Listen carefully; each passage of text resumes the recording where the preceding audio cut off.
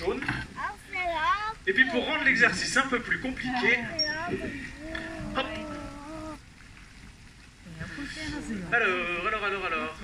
Tiens, c'est toi. Alors reste assis. Mais dis-moi, où est-ce que tu veux que je mette la cible? Je peux la mettre côté rond, côté triangle. Quel côté? Côté triangle, face à toi, t'as bien raison.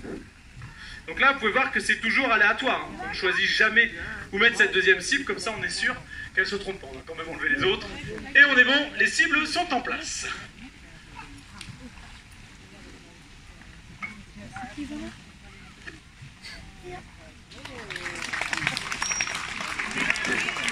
Voilà la particularité, Flora de bien appuyer dessus pour vraiment nous montrer sa cible. Allez, on sait ce qu'est une otarie, on sait de quelle famille elle fait partie. On va rentrer dans le vif du sujet. On va vous montrer comment on fait pour apprendre différentes choses. On va surtout vous montrer que, avant d'apprendre quoi que ce soit, il y a quelque chose de très important. C'est la confiance. Il faut gagner la confiance de l'animal, puisque sans cette confiance, l'animal il n'a pas envie de passer du temps avec nous. Et du coup, la confiance, ça se gagne. Ça s'achète pas. C'est pas parce qu'on va donner du poisson à une otarie qu'on va gagner cette confiance. La confiance, elle est au quotidien. Il faut gagner cette confiance au quotidien. Et c'est en passant du temps avec nos otaries qu'on va gagner cette confiance. Par exemple, une otarie couchée, c'est une otarie vulnérable dans la nature. Donc là, vous voyez, elle se couchera, elle se laissera faire que si, justement, l'otarie a confiance en ses soigneurs. C'est vraiment la base du travail. Cette confiance-là, elle est importante. Joy, que vous avez vu tout à l'heure, avant de faire quoi que ce soit avec, il a fallu la gagner, cette confiance. Il a fallu qu'on passe beaucoup de temps avec, justement, pour que l'animal se dise, bon, ça va. Lui, il est sympa, il fait partie de mon groupe, et tout va bien. Alors, une fois que cette confiance est gagnée, ça y est, on va pouvoir commencer à apprendre différentes choses. Et pour ça, on a une autre petite surprise, en fait, parce que cette année, on a eu la chance de récupérer 2 nouvelles otaries.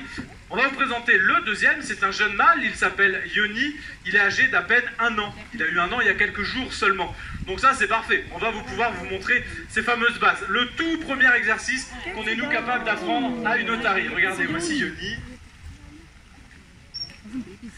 Et en fait ce premier exercice, eh bien il s'agit de ce qu'on appelle nous un target. Le target consiste tout simplement à faire en sorte que l'animal vienne mettre son nez sur le point du soigneur. C'est l'exercice de base, c'est grâce à celui-là qu'on est capable d'en apprendre plein d'autres. Soyez attentifs, vous allez voir qu'Amandine va faire des targets avec à peu près tout le monde. Donc le target, c'est ça. Alors je vais aller plus loin, je vais même vous expliquer comment ça marche. Le but du jeu, finalement, la vraie difficulté, c'est de se faire comprendre. L'otarie, c'est un animal très intelligent, ça reste quand même un animal. Donc le but du jeu, c'est que l'animal nous comprenne. Du coup, il y a des codes, on a des choses à faire, et principalement, c'est d'être clair et concis. En gros, on a toujours un geste dès qu'on va demander quelque chose à un animal. Une fois que l'animal l'a compris, il va s'exécuter. Une fois qu'il a fait ce qu'on attendait de lui, si vous tendez l'oreille, on entend un petit coup de sifflet. Ce petit coup de sifflet, c'est ce qu'on appelle un bridge. Le voilà. Et ensuite, derrière ce bridge, va venir la récompense. Il faut dire à l'animal, nous, on est content de toi, justement. La récompense, elle est alimentaire, c'est du poisson, mais pas seulement. Moi, je vous l'ai dit, les animaux, les otaries en tout cas, elles adorent passer du temps avec nous. Et il y a un truc qu'elles adorent par-dessus tout, c'est qu'on les félicite. Donc nous, on va énormément les féliciter. Mais pourquoi je vous dis ça? Et pourquoi tout à l'heure, je vous ai fait applaudir plusieurs fois? Parce que finalement, vous pouvez applaudir nos otaries. Les applaudissements, c'est une sorte de félicitation. Par contre, faites-le au bon moment, parce que si vous applaudissez à tout va, il y a un moment où vous allez applaudir une bêtise et du coup dire à l'otarie, c'est bien, continue de faire des bêtises. Ça, nous, on aime un petit peu moins déjà. Alors lorsqu'on veut apprendre quelque chose à une otarie, on y va petit bout par petit bout. Par exemple, là, on a envie d'apprendre à Yoni à se laisser toucher. C'est important, c'est un moment très important. Alors déjà, je vous rassure, si jamais il a les 2 pattes sur Amandine, c'est parce qu'il se sent en confiance comme ça. Et du coup, vous allez voir ce que va faire Amandine progressivement, voilà, tout doucement. Et là, on est juste à côté de lui, mais on a commencé, la main était très loin. C'est pas naturel de se laisser toucher par une otarie. Il n'y a pas d'humains dans la nature qui vont toucher les otaries. Donc du coup, il faut lui apprendre, il faut lui montrer tout doucement qu'on est capable, justement, de pouvoir le toucher. Alors c'est vrai qu'on le fait dans cette position-là qui paraît un peu surprenante, parce que Yoni nous a bien fait comprendre que dans cette position, lui il se sentait à l'aise. Oui, t'as raison, oui.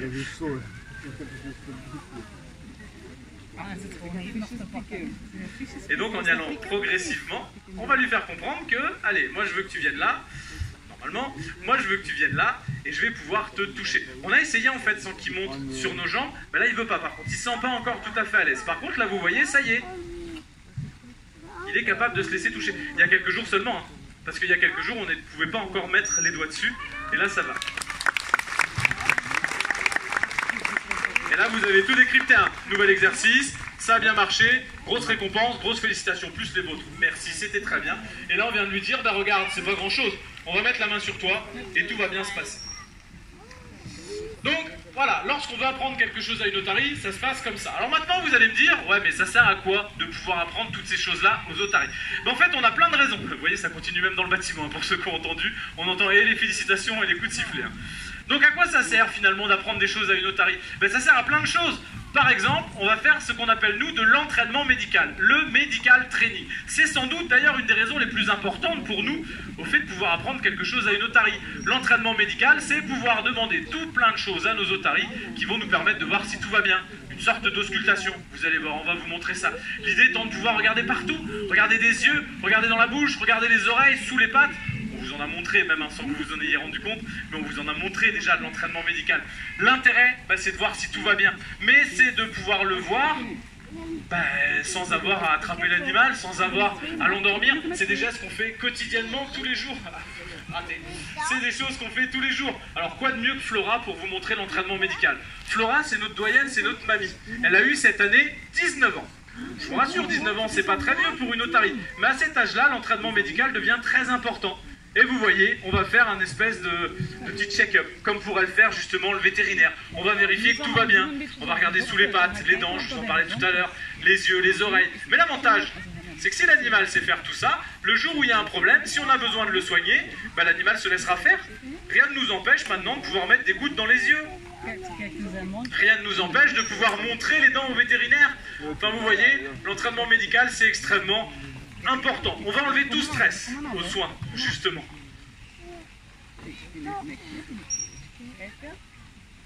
Donc vous voyez, ça c'est un travail quotidien. Mais on peut aller plus loin. Par exemple, imaginons qu'on ait besoin de faire une prise de sang. Et bien la prise de sang se fait dans les pattes arrière, donc du coup on a juste besoin de ça. Et puis si on a besoin de faire une échographie, elle a pris de l'avance. C'est ça, elle sait de quoi je vais parler. Donc on va la remettre d'abord en position couchée, on va faire en sorte que Yoni l'embête pas. Donc prise de sang comme ça, échographie comme ça. Attendez le coup de sifflet, attendez le coup de sifflet. Voilà.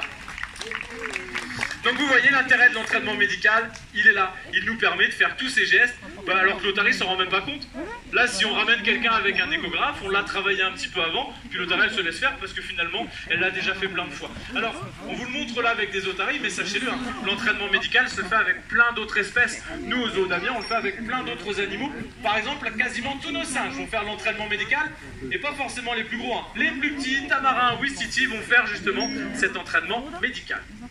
Alors on en fait d'autres des entraînements, je pense à l'entraînement dynamique, la petite récompense justement, ou lorsqu'on va faire de l'entraînement médical en statique, pour les récompenser, beaucoup d'exercices à l'eau. Ça va nous permettre, vous allez voir, de parler déplacement. Par exemple, on va faire ce qu'on appelle le surf.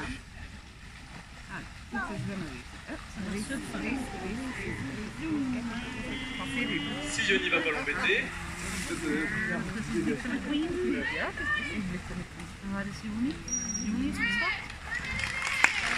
Et il est mérité parce qu'avec Yoni, des fois c'est un petit peu gênant parce qu'elle se demande ce qui se passe derrière, hein, justement.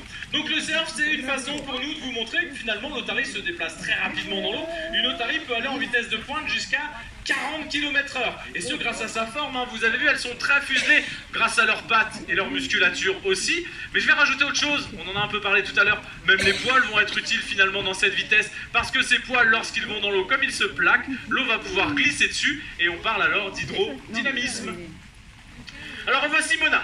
Mona, c'est la championne du déplacement, c'est sans doute la plus dynamique de nos otaries, et du coup on a d'autres déplacements à vous montrer, comme par exemple cette fois-ci le chassé d'Yoni, exactement. Allez, toi tu t'en vas, on s'occupe de moi. Donc le marsouinage, il faut qu'elle en fasse 7.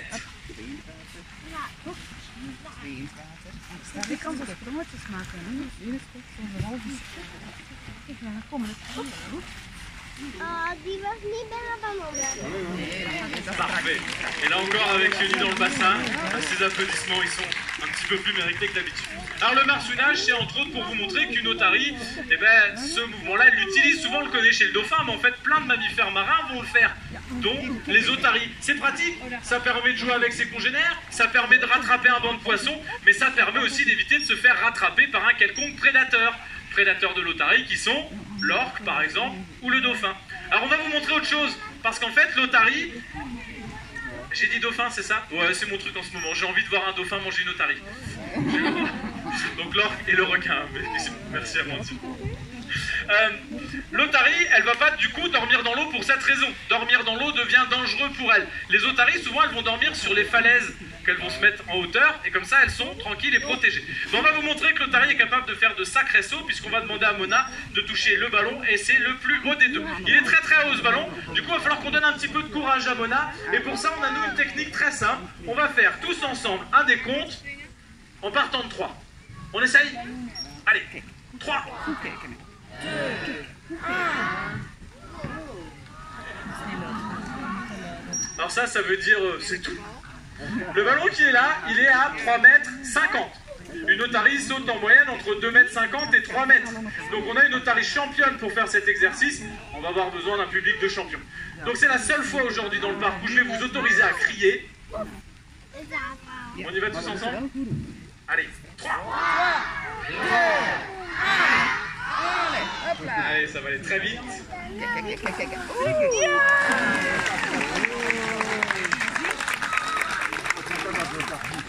Alors je vous l'ai dit tout à l'heure, quand elle est